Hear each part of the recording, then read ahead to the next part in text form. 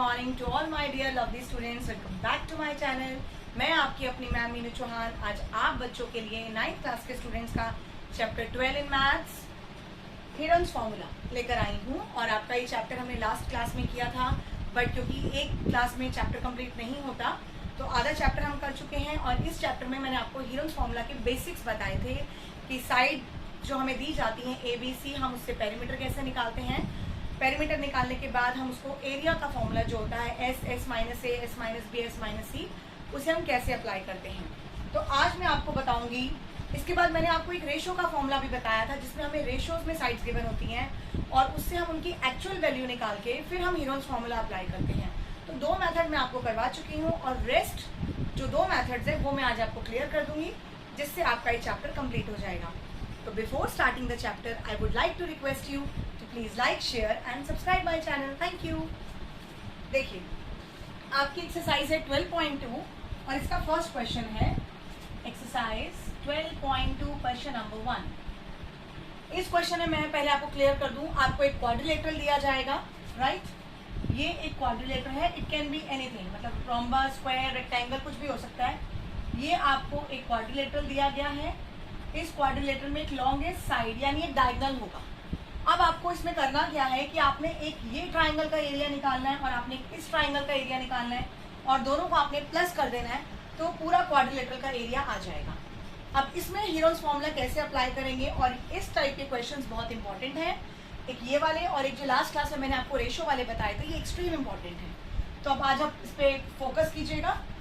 आपका first question है, in a park in a shape of quadrilateral ABCD angle C is equal to 90 degree. मतलब आपको angle C दिया हुआ है 90 डिग्री का। And AB is 9 metre, BC is 12, CD is 5 and AD is 8।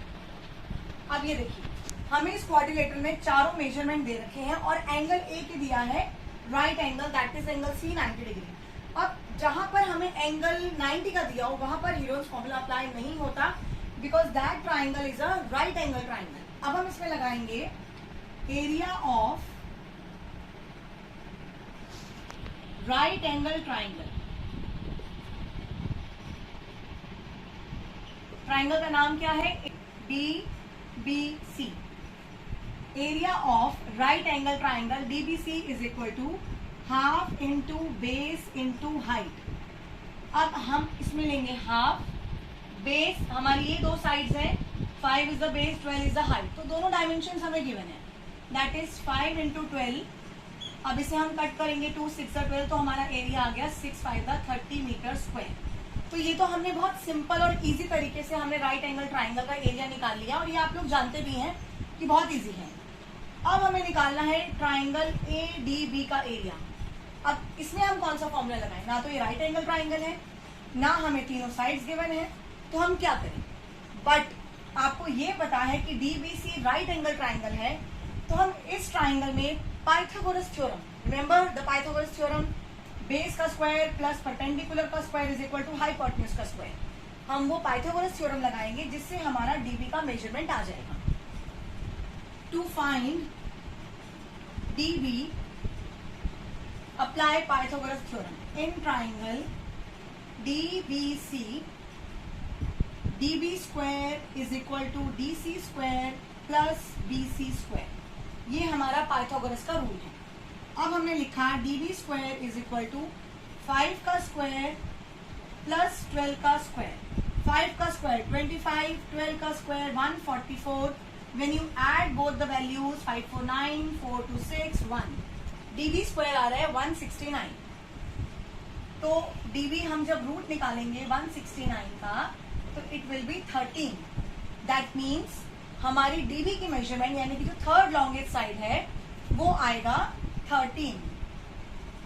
अब आपने ध्यान से देखिएगा, पहले ट्राइंगल DBC में राइट एंगल ट्राइंगल है, आपने एरिया निकाला half into base into height, half into base is 5, height is 12।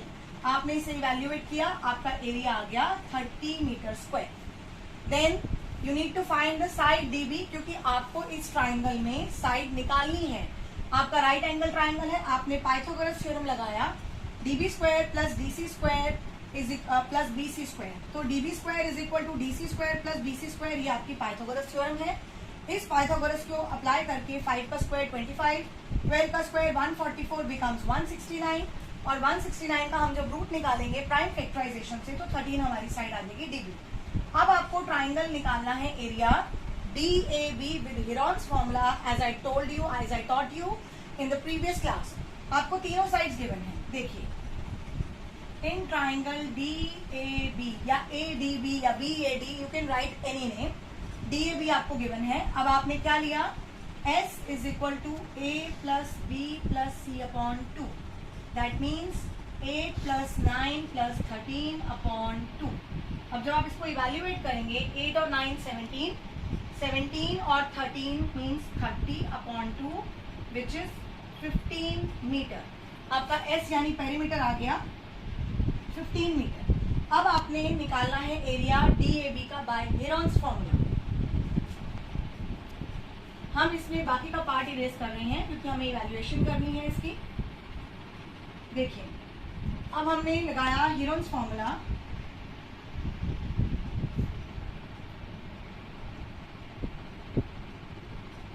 Under root S minus A, S minus B and S minus C। ठीक है, एरिया ऑफ ट्राइंगल DAB हम निकाल रहे हैं S minus A, S minus B, S minus C से। अब हमने लगाया रूट, S है हमारा 15, first 15, then 15 minus 8, 15 minus 13 and 15 minus 9, correct. अब आपने 15 का प्राइम फैक्टराइजेशन लेना है, 3 इंटू 5 इंटू 15 में से 8 गए 7, 7 का 7 ही रहेगा, इंटू 15 में से 13 गए 2, इंटू 15 में से 9 गए 6 का 2 इंटू 3। अब आपने पेयर बाहर ले लेने हैं, पेयर है हमारा एक ये 3, तो हमारा एरिया आ गया 2, एक पेयर और एक पेयर 3 का, तो 2 3 दा 6 रूट 7 5 दा 35। ये हमारा एरिया आया हेरॉन्स फॉर्मूला से, area of triangle DAB 6 root 35। Now the next is, आपने एरिया निकाल लिया 6 रूट 35। अब आपसे कंबाइंड वैल्यू पूछी जाए दोनों की टोटल, तो आप लिखेंगे 6 root 35 plus 30 will be the answer. और अगर आपको रूट 35 की वैल्यू निकालनी हो तो वो पहले आपको लॉन्ग डिवीजन मेथड से डेसिमल में निकालनी पड़ेगी। बट इन एनी केस आप अगर रूट की वैल्यू नहीं निकालते हैं और आप इसे लिखेंगे 6 रूट 35 प्लस 30, तो भी आपके मार्क्स नहीं काटे जाएंगे, ये आपका कंप्लीट आंसर माना जाएगा। अच्छा, अब मैं आपको बताऊंगी 12.2 का question number 9। Please mark my words, this question is extremely important. ये क्वेश्चन बहुत इंपॉर्टेंट है और थोड़ा सा मुश्किल है, थोड़ा सा कॉम्प्लिकेटेड है। मेरी कोचिंग में इस क्वेश्चन के लिए बच्चों को बहुत डांट पड़ी है क्योंकि मैं उन्हें हर बार समझाती थी और वो हर बार लापरवाही करके इसे गलत करते थे। तो एटलीस्ट 3-4 टाइम्स आपको इसको प्रैक्टिस करना पड़ेगा because this is extremely important question. So please stay connected with me carefully and listen to me what I am teaching to you right now, right? Okay, question number 9. A field in the shape of trapezium whose parallel sides are 25 and 10 and the non-parallel sides are 14 and 13. Find the area of the field. अब आपको question बहुत clear है। Trapezium आप जानते हैं, trapezium वो diagram होता है जिसमें एक पेयर साइड्स का हमें पैरेलल दिया जाता है और इसमें जो साइड्स हमारी पैरेलल है, एक है 10 मीटर और दूसरी हमें दी हुई है पूरी 25 मीटर, राइट? ध्यान से पहले क्वेश्चन का डायग्राम समझिए, उसके बाद आप क्वेश्चन कीजिएगा। उसके बाद जो नॉन पैरेलल साइड्स है वो हमें दे रखी है 13 metre and the other one is 14 metre. अब इसमें हमें कुछ मेंशन नहीं है तो हमने point co dot dot dot dot करके ट्राइंगल बना लिया अपनी कन्वीनियंस के लिए कि हमारा एक ट्राइंगल फॉर्म हो, और हमने इसे नाम दिया ABC D F and the height that is G। A B C D F and G, ये हमने सारे इसको नाम दे दिए। अब देखिए, आपको मैंने डायग्राम में क्लियर करूं, ये साइड जो आपके ऊपर है ये 10 है और जो नीचे है पूरी 25 है। इसका मतलब A से लेकर G तक की जो साइड आपकी आ रही है वो 10 होगी। मीन्स AG है आपकी 10 मीटर AG, और उसके बाद जो आपको GB दिया हुआ है वो आपको दिया हुआ है 15 मीटर। AF, सॉरी 10 यहाँ पे आ रहा है ना, तो AF आपका होगा 10 मीटर, और F के बाद जो आपका B आ रहा है वो होगा 15 metre. FB is equal to 15 metre, यानी कि जो पूरा 25 मीटर हमें दिया हुआ है उसमें से हमने 10 मीटर वाला पार्ट अलग कर दिया, AF 10 मीटर, और बाकी जो FB है वो हमने 15 मीटर ले लिया डायग्राम में। क्लियर? अब आप ये देखिए, ये हमारा एक ट्राइंगल बन रहा है FCB। हम इस डॉटेड लाइन को भी ज्वाइन कर देते हैं, राइट। FCB हमारा एक ट्राइंगल है जिसमें अगर हमें तीनों साइड्स पता हो तो हम उसमें हेरोल्ड्स फॉर्मूला अप्लाई कर सकते हैं। अब ये हमारा 13 है, दिस साइड इज 13, तो ऑब्वियसली हमारा F और C भी 13 होगा। अब जब हम इस ट्राइंगल का एरिया निकालेंगे, area of triangle CFB, what will be area of triangle FBC। पहले हम तीनों साइड्स में, sides are 13, 14 and 15, these are the sides of the triangle FBC। अब पहले हम लगाएंगे S, that is A plus B plus C upon 2, 13 plus 14 plus 15 upon 2। आपने इनको ऐड किया, 4 प्लस 5 9, 9 प्लस 3 12, 12 का 2 carry 1, 1 2 3 4, 42 upon 2 becomes 21।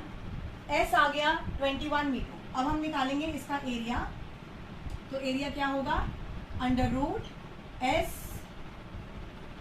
Minus A, S minus B and S minus C।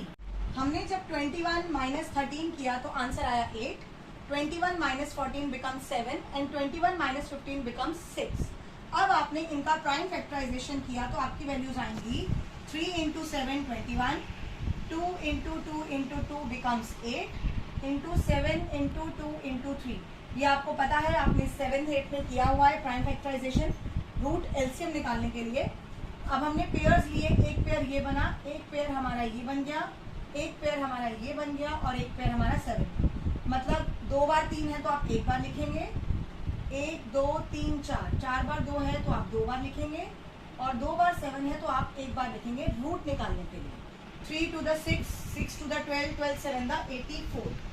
तो यानी कि जो हमारा एरिया ऑफ ट्राइंगल FCB है वो है 84, दैट इज 84 मीटर स्क्वायर।